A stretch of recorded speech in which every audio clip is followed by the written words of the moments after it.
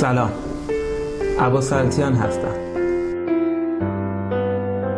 در بحث‌های مربوط به برندسازی شخصی در این ویدیو قصد دارم راجع به اولین گام در ساخت یک برند شخصی قدرتمند با شما صحبت کنم.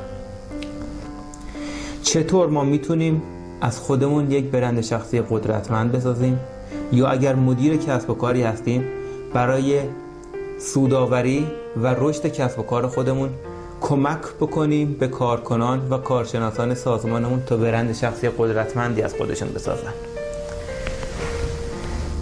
اولین گام در ارائه و ساخت یک برند شخصی قدرتمند را میتونیم بگیم یک خودآگاهی و یا خودشناسیه.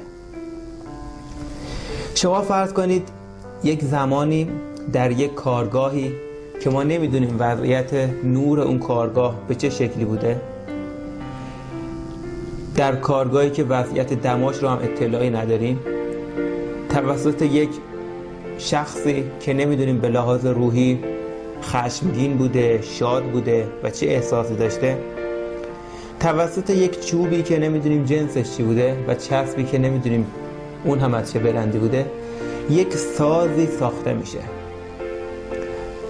و به ما به عنوان نوازنده داده میشه تا این ساز رو بنوازیم. این که اون ساز تار باشه، ستار یا گیتار، کیبورد، پیانو، نی یا ساز دهنی اصلا در اختیار ما نیست.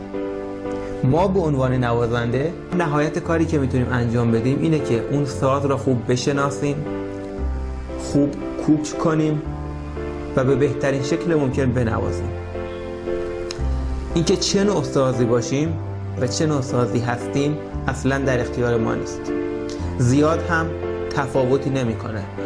آدم میتونه یک ساز دهنی بسیار ارزون قیمت باشه ولی اونقدر خوب بنوازه که همه به وجد بیان. میتونه یک گیتار خیلی گرون قیمت باشه که نه تنها خوب نتونه سازش را کوک بکنه بلکه